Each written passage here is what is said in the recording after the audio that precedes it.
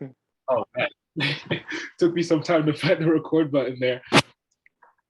Hi everyone, welcome to the 15th ever episode of the Failing to Success in Multifamily show, a podcast where we appreciate, discuss, and reflect on the setbacks real estate investors have had leading up to their success. And today, I'm very excited about our guests. This is somebody that I personally try to imitate because he is making solid headway in our multifamily industry. And the fact that he is only 20 years old blows my mind. Today, I have the absolute privilege and honor to have Jeffrey Donnis on as a guest. Jeffrey and I connected last year back when I was just getting started in multifamily. And at the time, Jeffrey had already gotten, I believe, a deal or two under his belts, if I'm not mistaken. And he gave me great pointers on essentially how to navigate in the multifamily industry.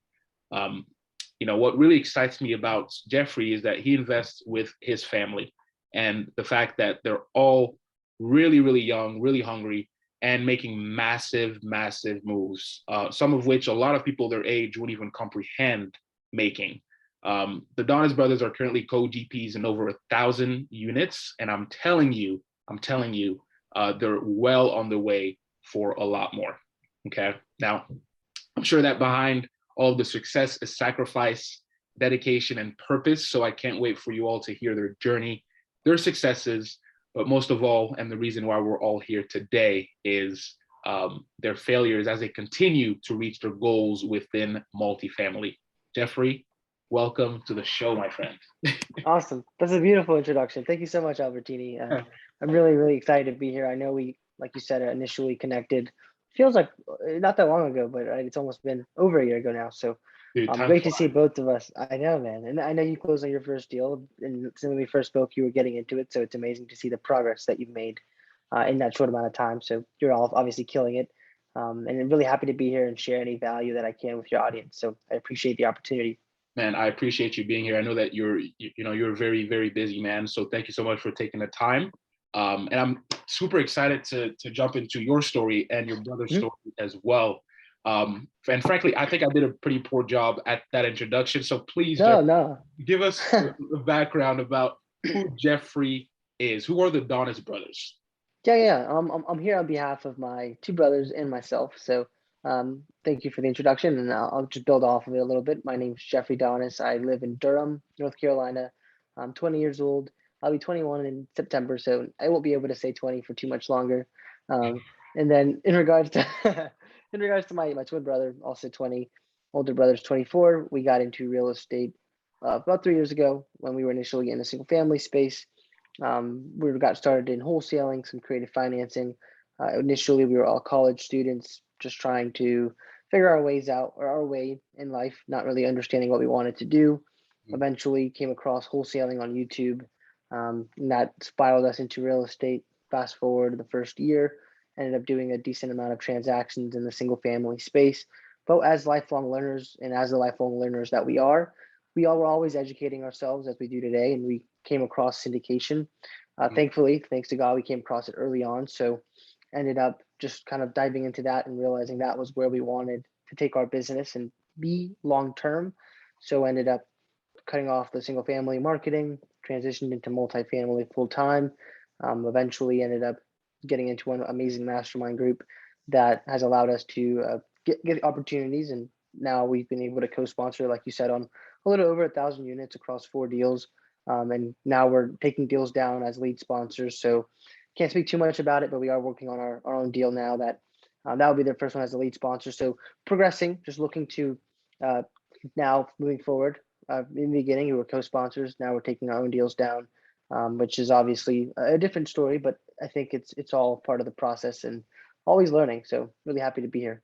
Love that. And Jeffrey, what really impresses me about your character is how so ahead of your time you are. Just the way you speak and the way you articulate, it really shows a certain level of your mindset and how you operate and how you move. So very impressive. And your background actually, I resonate with that so much as well, because I also started out wholesaling, and I quickly realized that scaling in the single family space wasn't necessarily for me.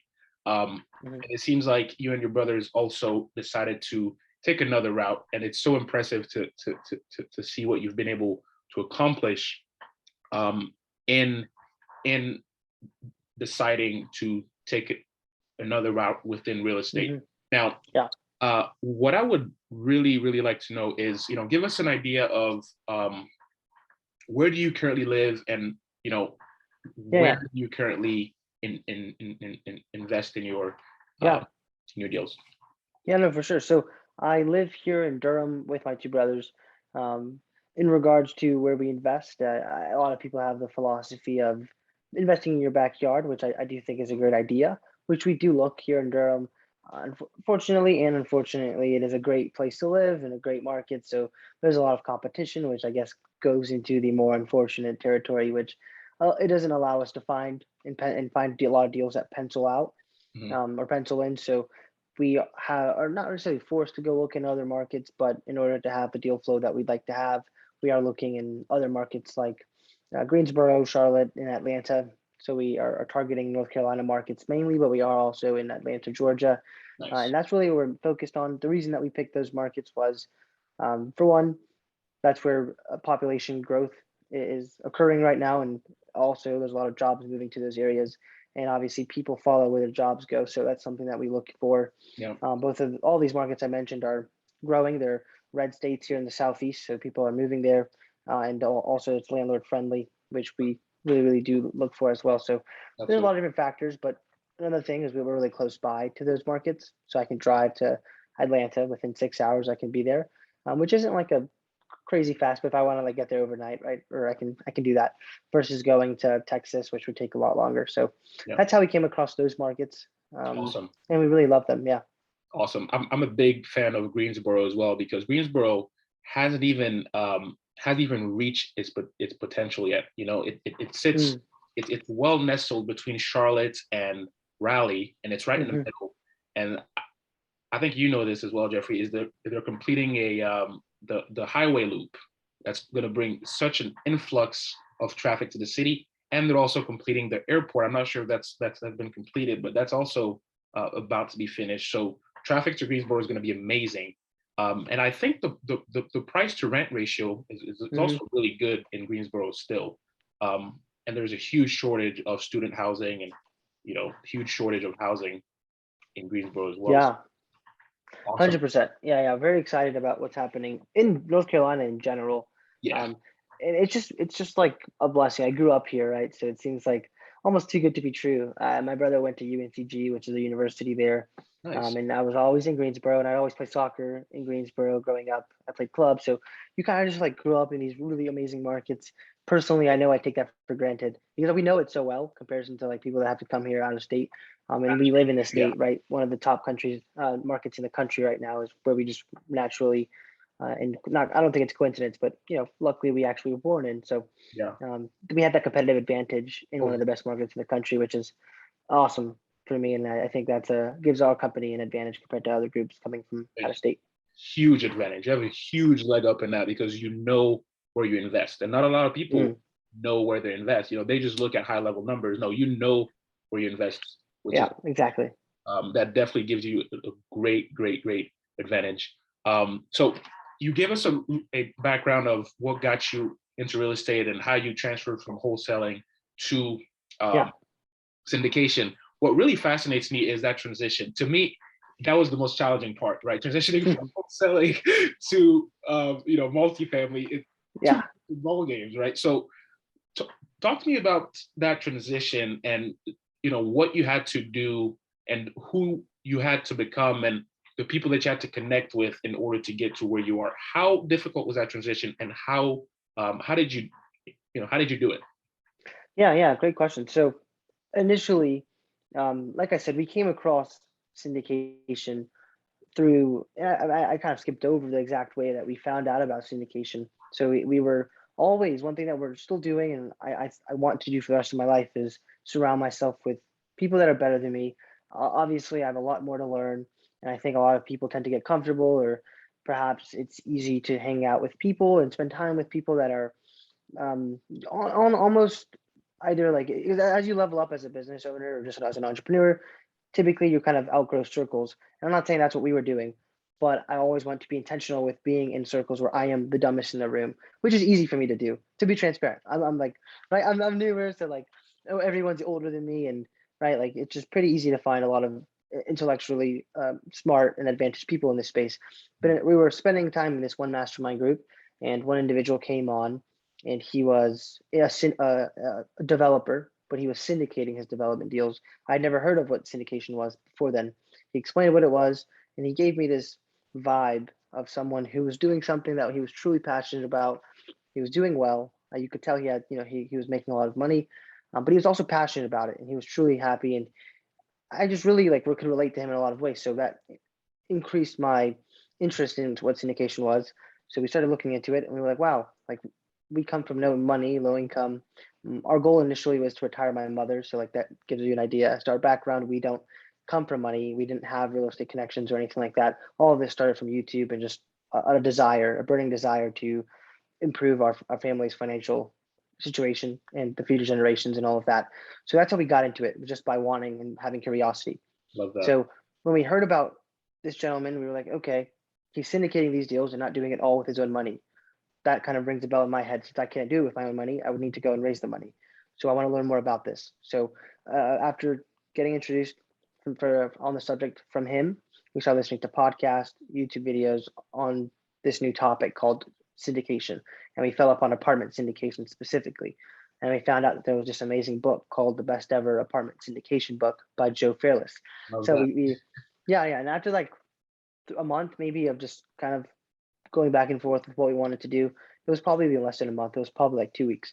My twin brother walks in and is like, what are we doing? Why are we here building this business, the single family wholesaling business, when we already know what we want to do? And the cool thing about where we were was none of us had kids, thankfully. None of us had like this like high expenses. We really could just take that risk of cutting off our only income, which was the single family business, and just fully transition all of our efforts into this new business that we had no idea what to expect. We didn't expect to make any money immediately. We knew that new businesses take time, but we had the luxury of not needing to make money for a few months. So that was something that it was a blessing that we had, right? So eventually we stopped that marketing, and we started just educating ourselves for about like 30 days, I want to say, maybe even just 2 weeks. We read the book, which was long, and then we bought a course by an individual who, it was like $1,000 course, and it just gives you a monthly call and one course on apartment syndication. And it gave us the foundational knowledge that we needed to really understand what we were doing in the syndication space, what it was, what the SEC was, how to underwrite deals, very, very preliminary things, but it gave us like the first exposure to what would become, what we're doing today.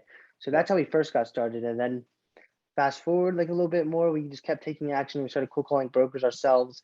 That wasn't going too well. We realized that we needed a track record, which you can only get by doing deals, or so we thought, right? So we found out, okay, well, after reading the Best Ever Apartment Syndication book, it talks about finding a mentor and or a partner that you can leverage and have on your team who has a track record. So you don't have to have the track record. You just need someone on your team that does. So we ended up joining this other group called Think Multifamily, and that group provided us with that key partnership that we needed. And that's how we were able to actually get into the door with now the brokers that we're working with, is by leveraging our team. So I can stop there, but we obviously had to change the way we thought in regards to sophistication levels. You had to learn a lot because it's completely different. You're typically speaking with residential property owners when you're dealing with single family, and a lot of these people, their biggest investment is in their own home, which arguably, depending on who you ask, isn't even an investment, right? Or an asset, right? Investment. So when you're talking in syndication, you're speaking with investors, either like accredited investors who are, obviously have done well, or other partners who are worth a lot of money, and typically that comes with a different type of sophistication level. So definitely took a lot of education and a different approach. Man, I love that. Thank you so much for giving us a background about this. And the one word, as you were talking, the one word that kept on resonating to me was action. You know, Yeah. it really sounds like you and your brothers, the one thing that you have in common is that you take action, right? When you transition into multifamily, you didn't, you know, I was expecting you to say, oh yeah, it took us 60 days or 90 days to educate ourselves. You said, oh yeah, it took us 30 days, actually 2 weeks. Yeah, I'm not. Yeah, yeah. But and like I said, I didn't actually skip over. We all left school. We all ended up leaving school. So, like it was a risk, but in my opinion, like we always have had that unlimited faith in ourselves and in the plan, and we know that we're walking with our higher power. So, Mm. when we make these decisions, the reason I bring up the leaving the school part is because we didn't have any other, like I said, liabilities. We didn't have any other quote unquote like kids, or at a certain point, we all don't have girlfriends anymore. And we also, I always say this too, like we don't have school and we don't have other jobs. We're full time in this, and we burn all the other bridges. So we went all in. That's how much faith we had in it. Therefore, we could dedicate 9 to 8 p.m., 9 to 9 p.m. And some people work longer than that, but for us, we love to do it, so it's easy to work that long. But imagine if you're doing 3 people doing that together in the same room all day, every day, constantly masterminding, constantly pushing each other, constantly pulling each other up, because it does get difficult. Like you said, this is failing forward. That's what we do every single day. And if you're doing that around other people, it's so much easier to keep going, especially when you're laughing and having fun, just kind of see like the future. And at the end of the day, we understand that there's a lot of advantages. Like you said, we're young. There's a lot of advantages to getting into it early on, because it doesn't have to go well the first time. Like I understand, as long as I try my best, and try to make the right moves, I have a lot of time to figure it out. Dude, goosebumps. I wish you could see my arm right now. You're literally giving me goosebumps because the vision is just so clear, right? Like Yeah, your vision is just super clear and literally nothing is clouded. Like you know exactly what you want. You're taking the steps necessary to be where you need to be. And you're making, I mean, like I wouldn't even call it sacrifices. You're, you know, some people would say, oh, you know, why would you leave school, or you know, why would you not? Um, you know, I think earlier you mentioned that you know, as you start to level up, you don't tend to be in the kind of circles that you were before, right? And to yeah, a lot yeah, of people, you know, they may say, oh, you know, why don't you come hang out anymore? Because like you're so focused, your vision is so clear, and you know exactly where your future is, that mm, you know the steps that you need to take. And sometimes, you know, certain steps don't include certain people, or yeah, certain steps don't include certain things like school, right? And that's one of the things that I wish personally that I hadn't gone and finished, because frankly, now I find myself going into a completely other direction than the education that I went into. So the fact that you were able to realize that at such an early stage of your life is so impressive, man. And I can't speak highly enough for you and your brothers to actually thank realize. you, Um, so thank you. let's deep dive into a deal. Let's deep dive into a deal. Now you've taken the steps necessary to get to where you want to be. You've networked with the right individuals. You've educated yourself. Walk me through a deal, and high level, or you can Yeah, go details, whatever you want. But walk me through that deal, how you found it, and the challenges that you had to overcome yeah. to close on it. Yeah, so and I'm not really I'm going to like give the high level, but in regards to the audience, if you're coming from like a single family background and you're not necessarily familiar with larger apartment syndication, that's what I'll be speaking on. So typically on the types of deals that we handle with our team, there's a team. It's my brothers and I were one group, and there's also other partners on the deal, and that's what I love about these types of opportunities, because it's not all coming down to just what you have to do. And especially if, for me, I'm young, and I always say that. Now, I think obviously you want to have confidence when you're doing these things, but understanding that it's great to have people that are smarter than you and more experienced than you, especially when you're just getting started, because that's how it's going to go well, and you're going to just improve your odds of the deal going well versus trying to do it all on your own. For me, it worked in both ways, where I know it's going to go well because I have people that have done this multiple times, hundreds of times on my team, as well as, um, I have the kind of lost my train of thought on that one. But anyways, back to the how I found my first deal. In regards to the first one, it was 138 units. Nice. Initially going into it, obviously, like I said, we had only done single family before this one, and we were just like, you know what, let's go big. But we understand that we don't have the money to buy it ourselves. We can't qualify for the loan to sign because you have to be a certain to be a KP, or quote unquote, key principal on a deal this big, meaning you're going to sign the loan. It's going to be a multi-million dollar loan, right? So you have to meet a certain liquidity and net worth requirement that the lenders that loan on these kinds of assets require. And if you're not going to meet that, it's okay. You don't have to, but someone else does. And that person is literally going into business with you because they'll be on the line. If it's depending on what kind of recourse it is, if it's non-recourse, then it's still just a risk that they are taking. Yeah. So anyways, that person is going into business with you. And we found this group through just networking. But eventually the group comes with a network of people that are willing to do that for you. So how we found this first deal was I was networking and I'd already built a relationship with one individual, and I reached out to him, and coincidentally, if you believe in coincidences, I don't. So reached out to him, asked him if he had anything going on in regards to deals, and he told me yes, he has one in Jacksonville, Florida. I asked him what he needed. He told me they were looking to bring on certain partners to help them with certain things. Um, Personally, that was going to be the first deal I had done. So I was like, okay, I'll call you back and see what I can do and how I can bring value. Got off the phone. I was like, probably not that, probably not this one. I have no idea. Honestly, no clue how we were going to do it.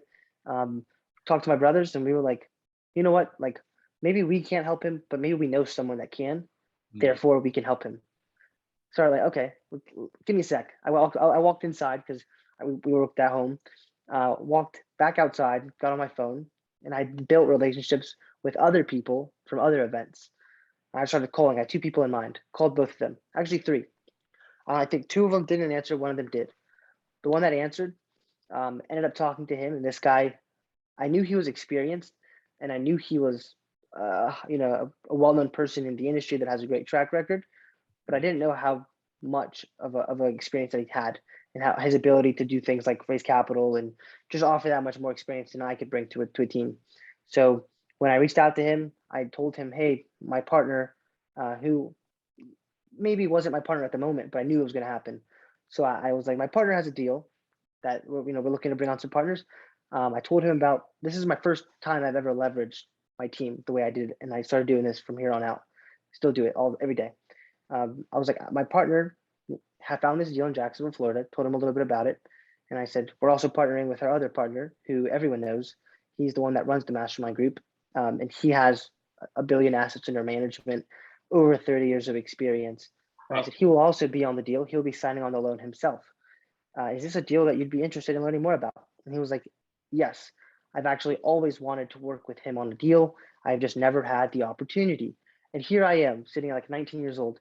And I'm like, yeah, this might work. Like, you know what I mean? I'm like, okay, that was kind of not easy, but that worked out. So I was like, you know what? Yeah, let me talk. And I'll see if I can connect you guys.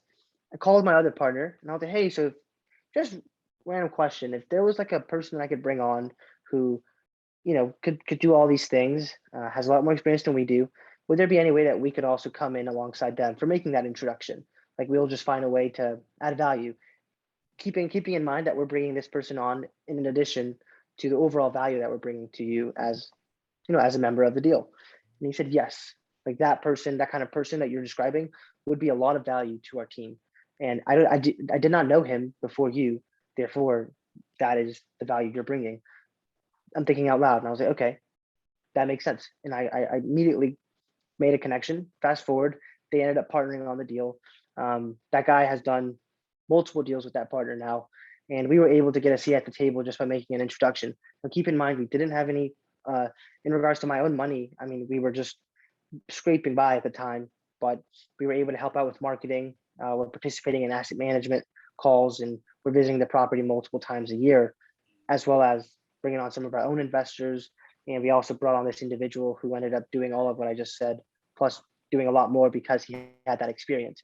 But that's the creative way that my brother like sparked that thing in me to think outside of the box, because no one in these courses or on YouTube is out here explaining what I just said in regards to how you can get creative in bringing value. Like that's not something that, unless you're there taking action, it's like you're creating your own luck. That's exactly how that happened. And then I did the exact same thing on 4 different deals now. Exact same thing. It's all about leveraging, and I've always done this. So it's about finding ways to bring value, especially if you don't think you can. That's fine, but it doesn't have to necessarily come from you. It can come from someone that you might know, and by making introductions. Because at the end of the day, it's a relationship business, and not everyone, you might think everyone knows everyone, but they don't. And one thing that we were really good at was just putting in a lot of action by going to events, spending money on events, and meeting people, building our network, and being intentional with that, and nurturing those relationships, finding out what they need, what they're looking for, what their weaknesses are, and then finding the people that need those, have that thing that they're looking for, and then making those connections. And it's like magic in the way that it comes together. It doesn't always work, but over time, you just kind of find those ones that do work, and you're able to help the people that you're connecting, but also yourself. You benefit. So that's how the first one happened. Closed on that last year in October, and it's going very well. We're on the path to, like, the plan for that was to hold it for 6 years, try to do a refinance year 3 if possible, and then return some of our investors' capital back, and then year 6 sell it. But the way that we kind of measure that is based on how the returns are going, how the deal's performing, and if we're able to hit our projected returns a lot sooner than the 6-year mark, that means that we're doing very well, and we Yeah. can sell it, or we might be able to sell it earlier. So we're actually on path to sell that deal earlier than what we expected to do, which is amazing. The market has helped us a lot. Jacksonville's on fire, like 18% annual rent growth last year, which in our Wow. underwriting we do not like project 18%. That would be aggressive, and we didn't do that. So that helped us, and it's helping our deal go a lot better than what we assumed it would happen, which is a good thing. So that's usually the importance of investing in a good market. But that's how that deal's going. It's been an amazing ride, and you'll never learn as much than actually doing what it is you want to do. Robert Kiyosaki talks about it all the time. The way that he learns the best, and I agree, I learn the best, is by actually simulating whatever it is I'm trying to learn. So doing it hands on. And we talked about it, like you touched on it just now before you asked me that question.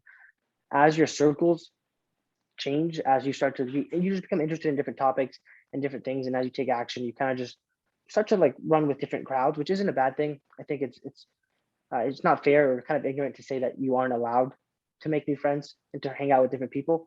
Like, who cares at the end of the day? It's like, it's your life, right? So don't feel like you're being fake or anything. I think a lot of people our age may think that it's fake to do that. I don't. I mean, it's not like I'm trying to be like a bad person. I just understand where I want to be and who I need to hang out with to get like that, to get to the place I want to go.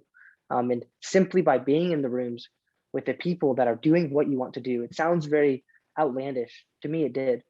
But I literally had to buy a few tickets to conferences. And a lot of times I'll just have like a vendor, someone that's hosting the conference or something, give me a ticket, and I just have to pay my airfare and my hotel.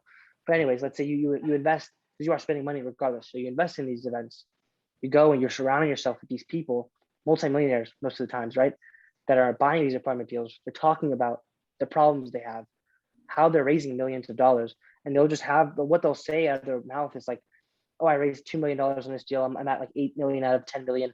Oh yeah, we just bought this $50 million property in this market," and they're talking about these problems. And I'm sitting here not having done a deal, but I'm listening to it, and I'm slowly starting to understand it more. I'm asking questions and getting real time feedback and answers. And over time, I do my own deal. So now I'm sitting at the table and I'm like asking a little bit more of an educated question because I'm a little bit further in the process, so I understand it a little bit more. And now I'm like a lead sponsor, right? So now I'm the one that's actually like maybe answering questions, but now I'm also hanging out with people that have done like a billion assets under management, and they're killing it. So like as you slowly start to get better and better, you want your circles to get better and better and bigger and bigger. And that itself is in my opinion, is secret to accelerating, is by hanging out with those people that are doing exactly what you want to do, because then they become your really good friends. And then if they'll I say leverage, I said it for like the 10th time, I'm about to say it again. All I do is leverage. If I don't know the answer to a question, that's fine. There's a book called Who Not How.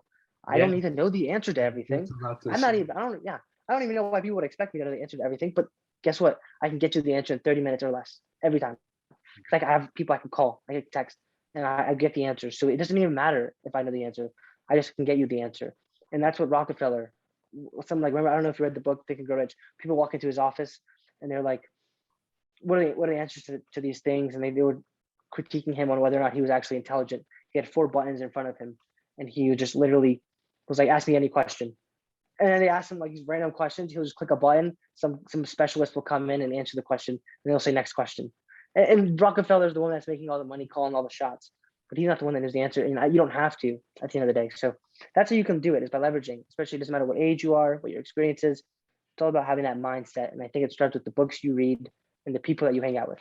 Yeah, man, fascinating, fascinating. And one of the first things that you told me, remember what I said, that you had given me pointers the first time that we had talked last year. And one of the things that you had told me is networking is key in this industry. That is one of the first things that you had mentioned.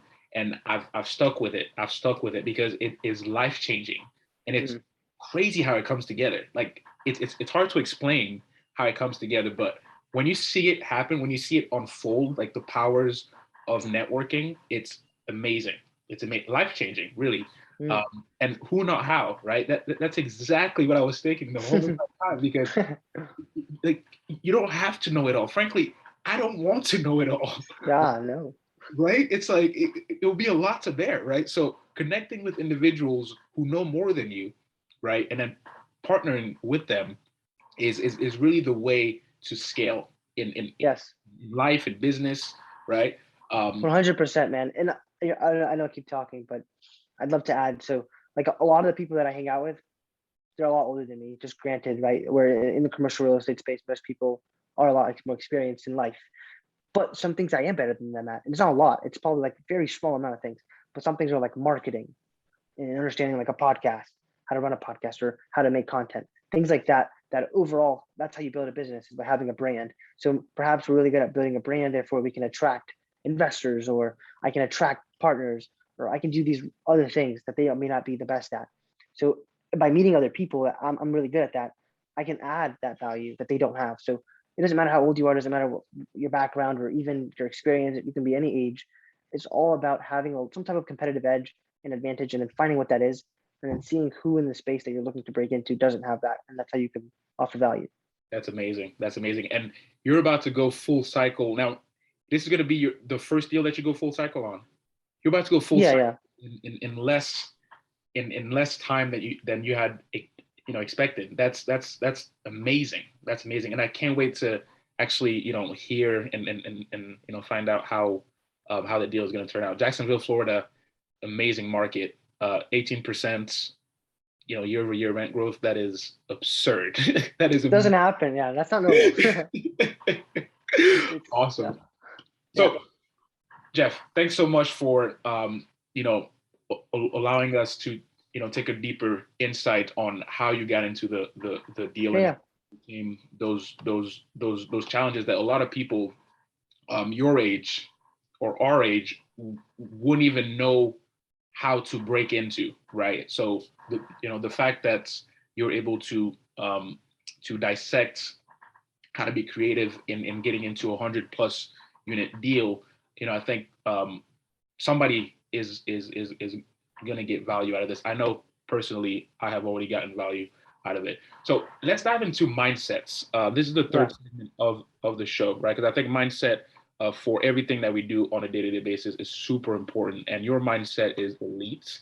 And so I want to get an understanding of how do you keep yourself motivated to get through the challenges that you may encounter on a day-to-day basis?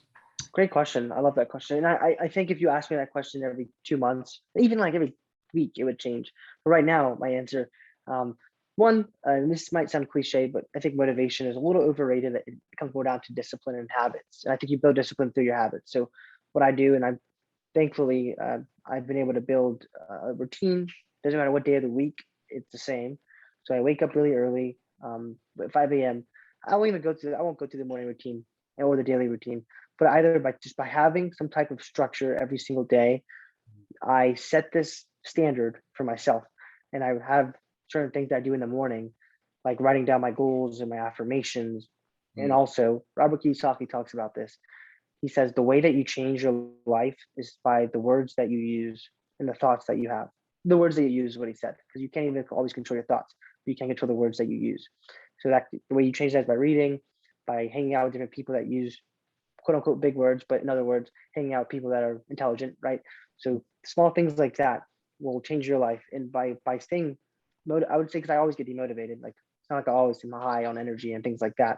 But I'll literally say things like I don't want to sound egotistical, but I really will say I am a king. I'm going to conquer, like things like that. And I say that all the time. That I am subconsciously, even if I like a year ago when I started doing it, I didn't believe it. Now I do, even if I'm not thinking about it. Like it's like my innate instinct is to think like that. Love it. Also, yeah, it's like small things like that. And then I love to like I have very audacious goals, and I love reading books. I read a lot, and I like reading books by billionaires. So Grant Cardone, Trump. No, in regards to his politics, that's not what I'm referring to. It's more so his mindset. If you've never read a Trump book, I highly recommend reading his books because it's the way that they think. They think big. They'll really just kind of go into what they did to become as successful as they are. Both of them are very successful businessmen, and that's kind of what I aspire to be, a successful businessman. So I'll read his books, and it's just the way that the mindset is. That's where I get a lot of my mindset from. Also, the content. I drop it down to this because other than the habits and things like that, what are you going to do with those habits? I have a habit of reading 30 minutes to an hour a day, a book a week at least. I try to do 2 books a week. And it sounds like it's like, how do you have that much time? Well, if you're just completely dedicated to becoming the best version of yourself, which is what I write every single day, I will become the best version of myself. I'm committed to it. I'll write that down every single day. And that includes me educating myself. So I make time for things that are important to me that are going to help me achieve that goal, like reading. And I choose my books very intentional. So all the books behind me, thankfully, I've been able to read. Robert Kiyosaki books, Ken McElroy, real estate books, Napoleon Hill books, things about the Fed and the economy and things like that, that will help me understand my business. And another thing with I'm going all over the place, but all of these things going to answer your question. I also think if you actually understand what you're doing and what you're interested in at as high of a level as you can, which means you should always be learning, because that's what the people at the highest level are doing, is always learning, then you'll have more confidence. And then I've noticed literally over the last few weeks, maybe the last 2 months, as I actually have started to get improving on these habits and have become more habitual with them and actually not falling off of them, I'm starting to learn a lot more than I've ever learned. And also my confidence goes up because I now understand what I'm talking about, and I can actually hang with people that I'm spending time with. And as that happens, I start to actually enjoy what I do a lot more, which increases our levels of motivation. Because if you love what you do, it's not work. It's very easy to do it.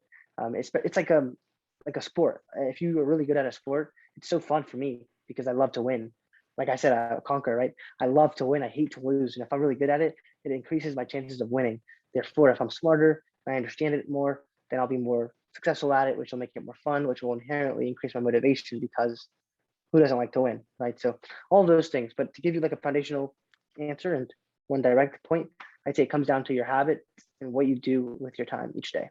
Yeah, man, that's amazing. And one word that comes to mind again as you were describing your daily habits is your consistency, right?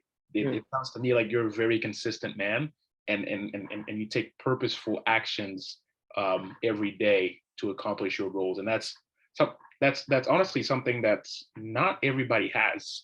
And man, that is super impressive, and that really, thanks for answering the question the way you did, because that really gave a great insight on how you think and how you operate. So awesome, man. Hey, dude, this has been an amazing show. Frankly, I would even call it this has been an amazing conversation. Yeah, I agree. Dude, you are like absolutely elite, and I honestly wish that your 2 brothers were here, because I feel like just the combination of power is like, like Super Saiyan, like